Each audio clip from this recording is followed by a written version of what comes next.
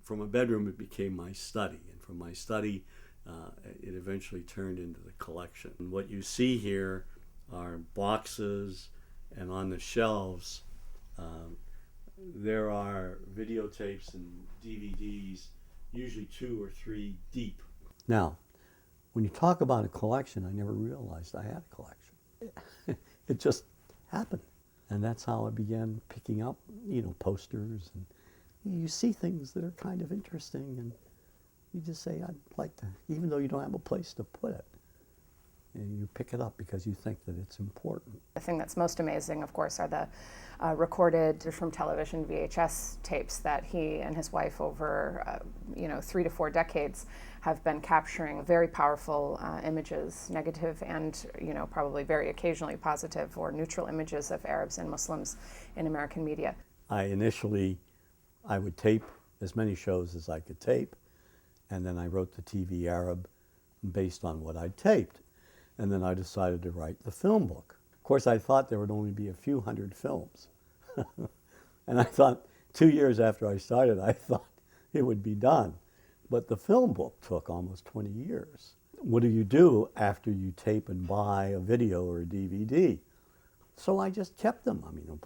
I kept putting them in the bedroom, in the living room, anywhere I could find a spot. So you have, silent movies from the Valentinos, The Sheikh, to, True Lies with Arnold Schwarzenegger. So you have the whole range of 50 or 60 years of media representation, and that kind of gives an exhaustive, comprehensive survey, if you will, in Hollywood and how it stereotypes Arabs.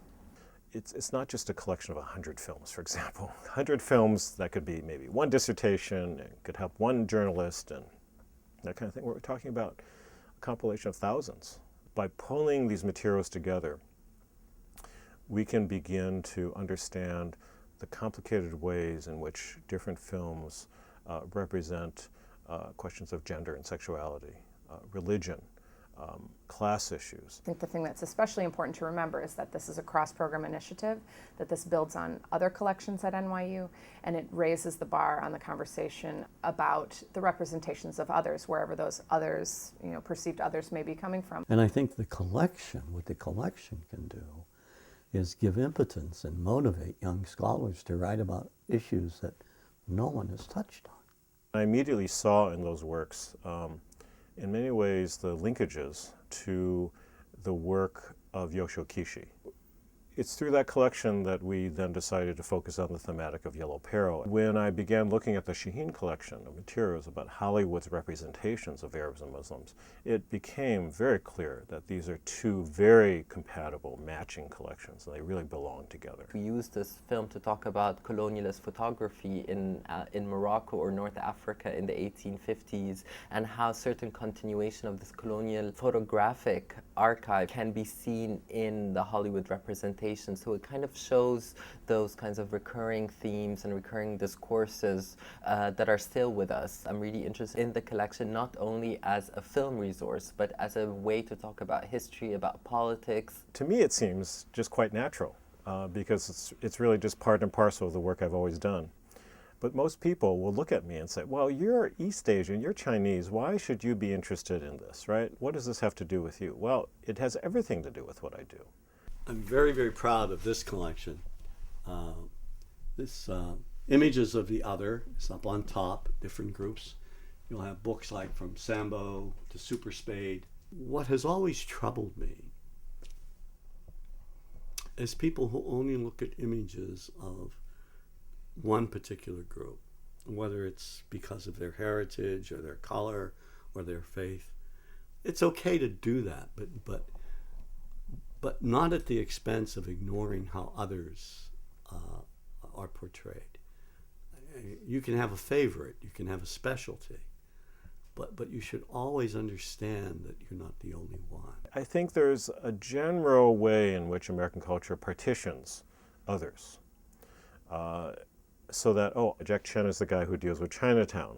Okay, we understand him, that's what he does. I'm not looking at Chinatown, I'm really looking at American culture. And that's what exactly Jack is doing, looking at Hollywood culture and how Americans consume and become Hollywood culture. Nobody talks about these issues openly. These issues, for some reason, are restricted to academic circles. And even with academe, very few people address these issues. Now, why is that? Because they open wounds. No one wants to acknowledge their prejudices. We're comfortable with our prejudices. And we all have our prejudices. Believe me, I have mine, you have yours, we have them. But I think it's sort of like someone could say to me, and rightfully so, you know that these stereotypes aren't going to go away. So why do you bother? Why don't you do something else? Or what, for example? I mean, you know there's always going to be war. Do you stop trying to achieve peace? You know there's always going to be injustice. You know women are always going to be battered. You say let's not try to prevent women from being battered. You know, and people that don't want to get involved. Very few of us actually have cataloged this process over time. And so what Jack has done for the academic community is really archive the history of this negative image, the portrayal of Arabs, the portrayal of Muslims, and allowed us a tool through which to analyze. There's an increased presence in the media of Arab and Muslim Americans. These young people have been the ones that have been damaged by the stereotype, and I think like when I was growing up and young, it didn't impact, it didn't inform, it hit me. It hit them. And I think they're determined to make a change. That didn't exist before. The more work I did on Real Bad Arabs, the more involved I became with the book, the more I kept thinking about the involvement of young filmmakers. Now these young filmmakers, they're not going to sugarcoat the image. They're going to show aspects of their community that aren't necessarily, just like African American filmmakers when they started out in Asians. They didn't come out with, look how pretty, look how, remember Spike Lee? How he was criticized initially. It's going to be different. It's going to be, as it should be, a variety of images, a blend of portraits. So the question I would pose to TV producers or scholars, what have these films and images of Arabs taught us as Americans? Have they taught us to love, hate, disrespect, respect, be apathetic? What have they taught us about Arabs and Muslims? Good question.